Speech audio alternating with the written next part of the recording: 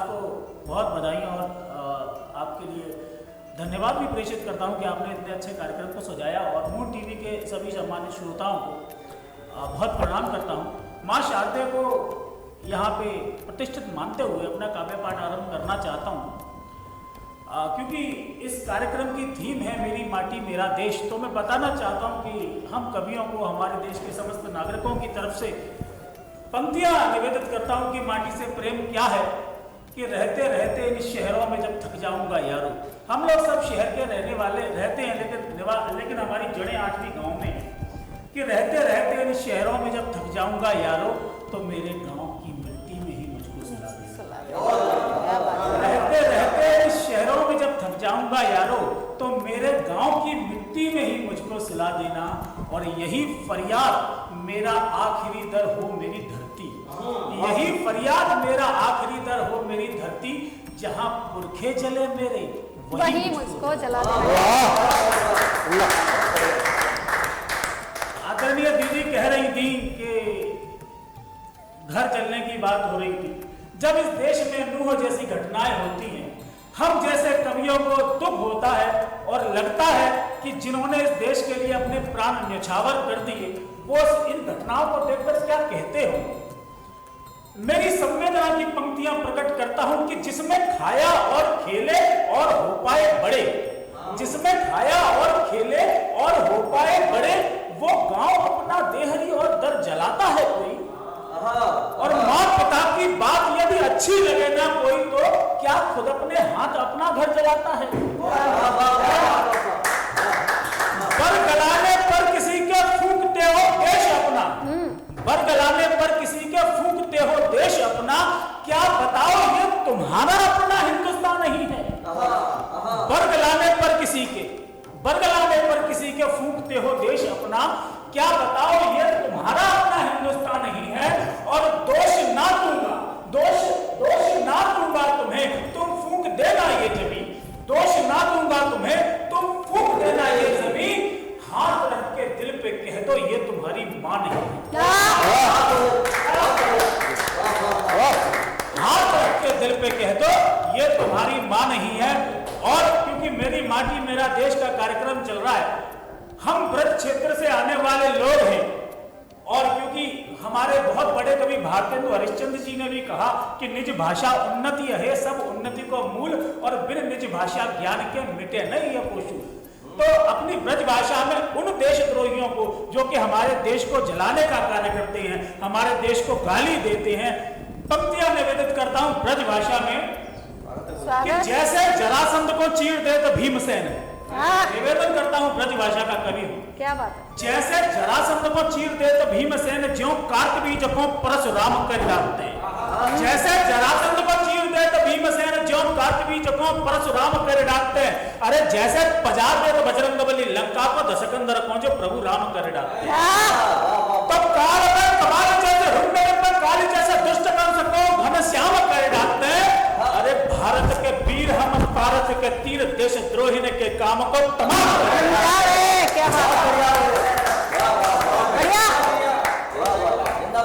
भक्ति महतारी है।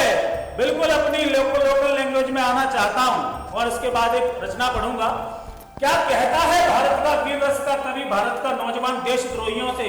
आप जिस भाषा को रोज सुनते हैं गांव में, उस गांव की भाषा को लेके आया हूं और चेतावनी देता हूं कि धरती महतारी है, धरती महतारी है और प्राण तो प्यारी है। धरती महतारी है, प्राण तो प्यारी है, गाड़ी बकोगे पछात दे जाओगे। धरती महतारी है, प्राण तो प्यारी है, गाड़ी बकोगे पछात दे जाओगे। अरे फूलन से महको जा भारत की बगिया में, कांटे बनोगे क्या बात है। धरती महतारी है, प्राण तो प्यारी है, गाड़ी बकोगे पछाते जाओगे। फूलन से महको जा भारत की बगिया में, कांटे बनोगे उखाड़ते जाओगे। अरे छातिया मंतानो ने भगवान से ही मानो नहीं, मारे मारे रहपटे सुधारते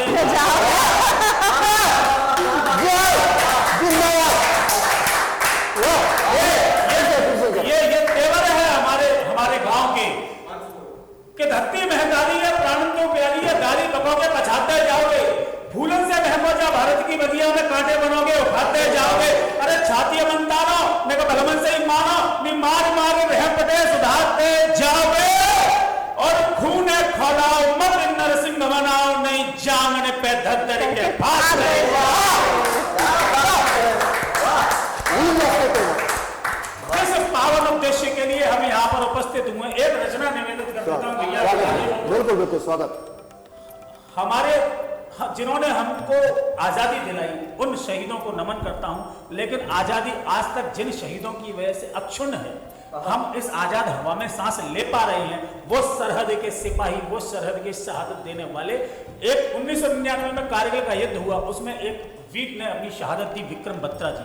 उनके ऊपर एक फिल्म भी बनी शेरशाह। उनके लिए गीत निवेदित करता हूँ, एक रचना लिखी। उनकी एक प्रेयसी थी जिनका नाम है डिंपल चीमा।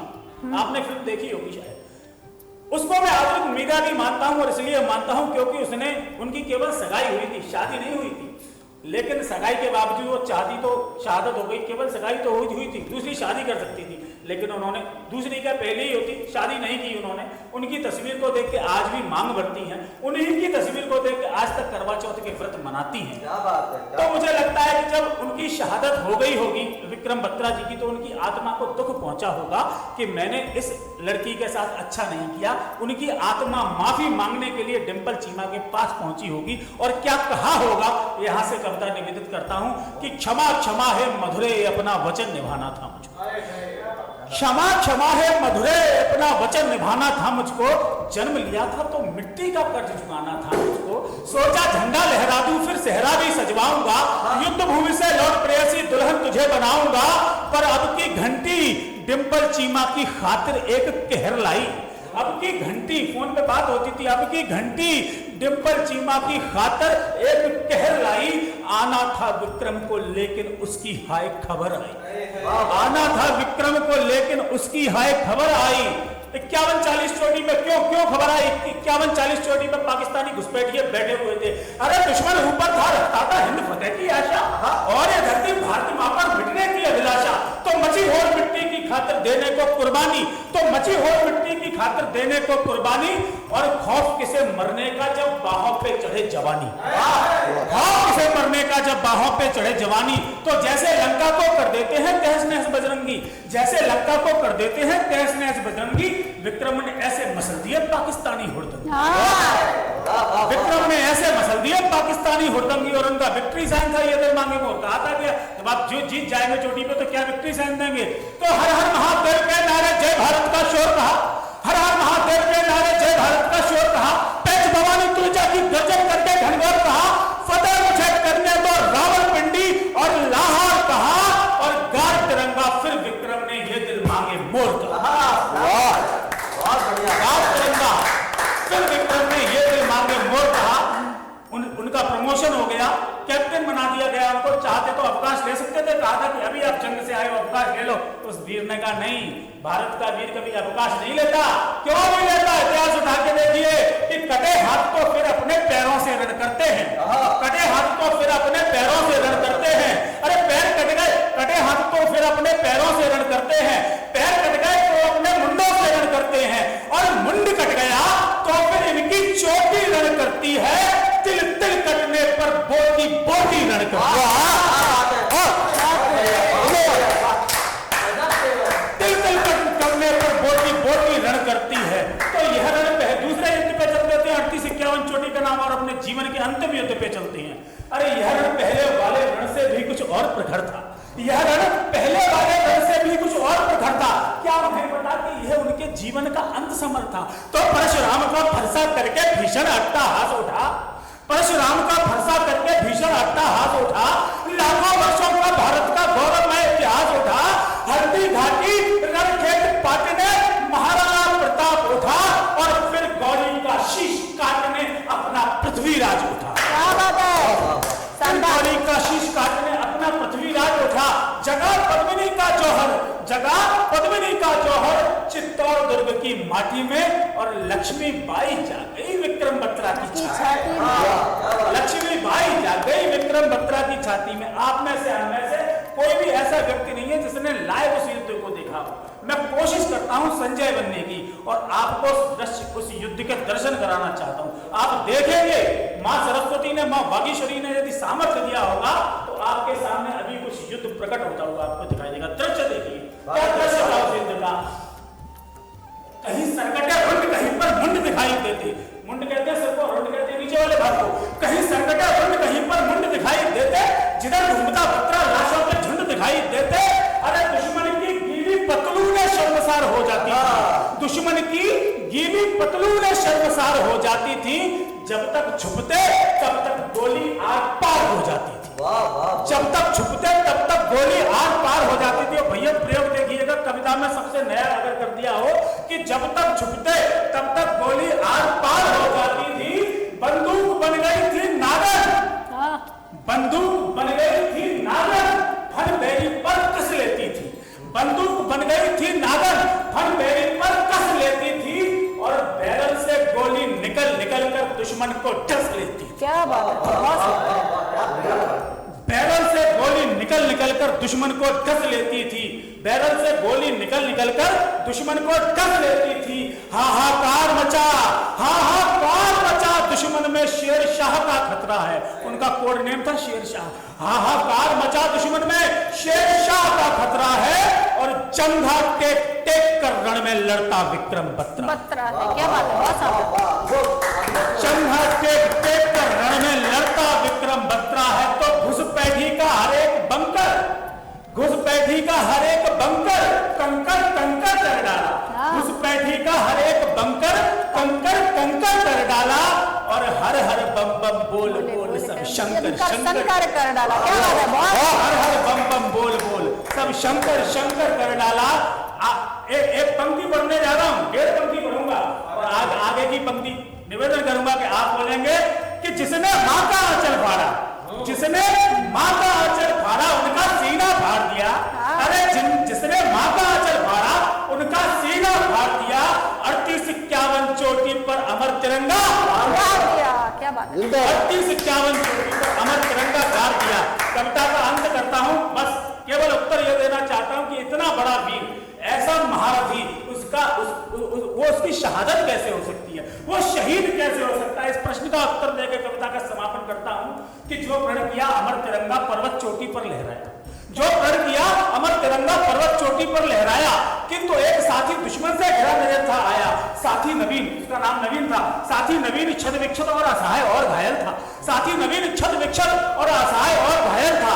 और इधर विक्रम पक्की यानी का कायल था। अरे यही सिखाया मां ने ऊपर रखना प्रभुताई को, यही सिखाया मां ने ऊपर रखना प्रभुताई को।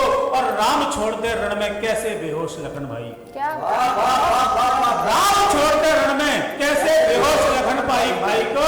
और इस कविता की सबसे पावन पंक्तियां अर्पित करना चाहता हूं। एक कवि के रूप में निवेदन करता हूं कि को साथ रखना ना रखना, इस पंक्ति को अपने साथ बांध लेना। वीर रस की कविता में सामाजिक पंक्ति पढ़ता हूं कि राम छोड़ते रण में कैसे बेहोश लखन भाई को। तो जो भाई अपने भाई के काम नहीं आते हैं, जो भाई अपने भाई के काम नहीं आते हैं, कुत्ते भी ऐसे कायर का मांस नहीं खाते। बहुत शानदार। कुत्ते भी ऐसे कायर का मांस नहीं खाते हैं। तो गर्जा जिसने मां का दूध पिया है आगे आए, किसमें दम है मेरे जीते इसको हाथ लगाए। देख के साहस गोलों का भी छूट गया पसीना, देख के साहस गोलों का भी छूट गया पसीना। उधर गोलियां इधर वीर का 56 इंची सीना, उधर गोलियां इधर वीर का 56 इंची सीना। तो जान बचा लूं इस साथी की तब समझूंगा पीट गई, तभी गोलियां छूटी लेकिन उसकी छाती चिर गई। पर यह विक्रम बत्रा था, अरे रण में हार नहीं सकता था। पर यह विक्रम बत्रा था, रण में हार नहीं सकता था। और संकल्प सिद्धि से पहले कोई मार नहीं सकता था। क्या बात, बहुत बढ़िया। अंत करता हूं कविता का कि जब उनकी पार्थिव देव उनके गांव में पहुंची, 2 पंक्तियां अंतिम निवेदित करता हूं। उनके गांव में पहुंची तो उसी डिंपल चीमा को, उनकी प्रेयसी डिंपल चीमा को क्या लगा होगा कि नहीं तुम्हारा शबीह विक्रम, नहीं तुम्हारा शबीह विक्रम मेरी टूटी आस पड़ी है, नहीं तुम्हारा शबीह विक्रम मेरी टूटी आस पड़ी है। मेरे सारे सपने सारे अरमानों की लाश पड़ी। क्या बात। नहीं तुम्हारा शबीह विक्रम मेरी टूटी आस पड़ी है। मेरे सारे सपने सारे अरमानों की लाश पड़ी है, पर जिनके पति रक्षार्थ देश रणखेत समा हो जाते हैं, जिनके पति रक्षार्थ देश रणखेत समा हो जाते हैं, वो विधवा कभी नहीं होती, सिंदूर अमर हो जाता है।